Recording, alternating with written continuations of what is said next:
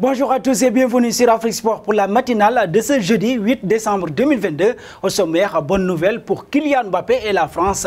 Le PSG a tranché pour Cristiano Ronaldo qu'en 2027, le Sénégal veut organiser la compétition. Voilà les grandes lignes de cette édition. Tout de suite, le développement.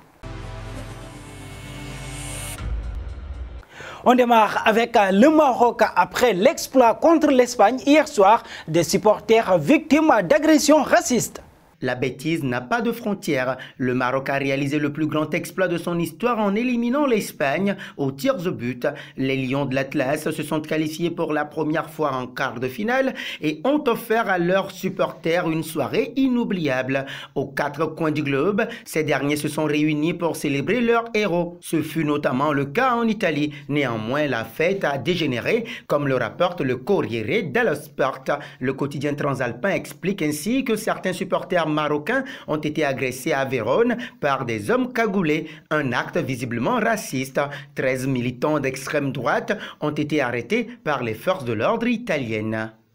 Un passage au Sénégal, le pays de la Teranga veut organiser la Coupe d'Afrique des Nations 2027. Dans son rapport de présentation à l'Assemblée nationale de son budget, le ministre des Sports a informé que son pays se positionnait pour l'organisation de la CAN, non pas en 2025, mais plutôt en 2027, eu égard aux nouvelles règles de la Confédération africaine de football CAF, informe le journal Stade. Les règles de l'instance pour abriter un tel événement ayant changé avec le nombre d'équipes qui est passé de 16 à 24 équipes. Pour avoir l'agrément, il faut disposer de 6 à 8 stades pour pouvoir organiser la compétition. Dans cette perspective, il est prévu la construction d'un stade à Saint-Louis dont le coût est évalué à 16 milliards, rapporte la même source.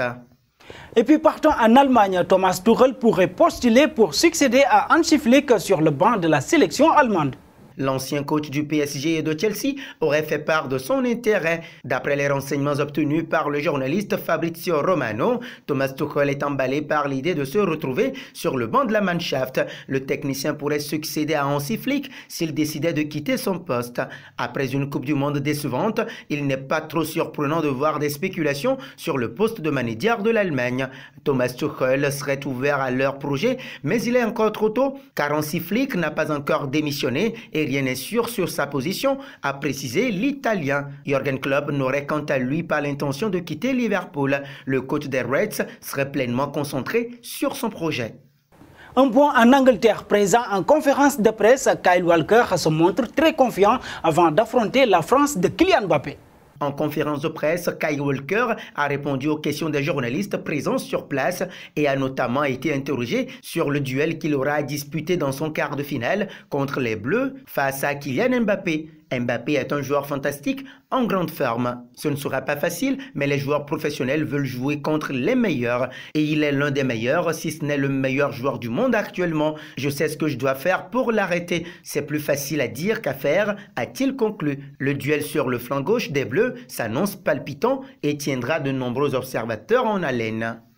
Et parlant de Kylian Mbappé, c'est une bonne nouvelle pour l'équipe de France. La star des Bleus, absent de la séance d'entraînement mardi, le joueur va très bien.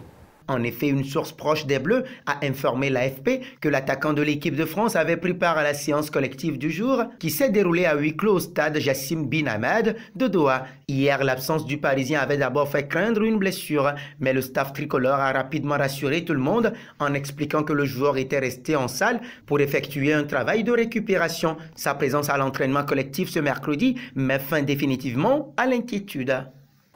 Nous voici arrivés à l'instant quiz avec 3 indices qui vont permettre de connaître notre joueur mystère du jour. Premier indice, je suis un attaquant de 29 ans évoluant en France. Deuxième indice, j'ai déjà joué pour 4 clubs dont Southampton entre 2016 et 2020. Troisième indice, j'évolue actuellement dans mon premier club en pro qui suisse. Vos réponses seront attendues en commentaire.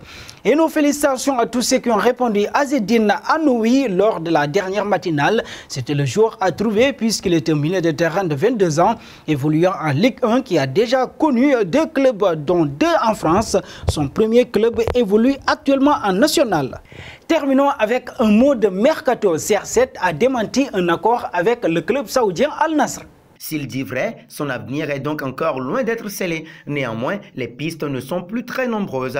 Interrogé hier par Sky Sport sur le mercato du Paris Saint-Germain, Nasser Al-Khelaifi a confirmé l'intérêt des Rouges et Bleus pour la pépite anglaise du Borussia Dortmund, Jude Bellingham. Tout le monde le veut, je ne vais pas le cacher. Il est dans son club et on le respecte, donc si on veut lui parler, on parlera avec son club d'abord. Relancé sur Cristiano Ronaldo, Nasser a en revanche fermé les portes du Parc des Princes à l'ancien merengue. Avec les 3 joueurs que nous avons devant, Kylian Mbappé, Lionel Messi et Neymar, c'est très difficile de le recruter. Je lui souhaite le meilleur. Il est fantastique et il reste un joueur incroyable. Pour ceux qui rêvaient de voir Messi et CR7 sur le même maillot, c'est raté. Et nous arrivons au terme de cette matinale que nous bouclons avec la question du jour. Selon vous, qui est le meilleur joueur de ce mondial? Jusque-là, vos réponses seront attendues en commentaire. Mais en attendant, n'hésitez pas à vous abonner sur Afrique Sport pour ne rien manquer des informations autour du football.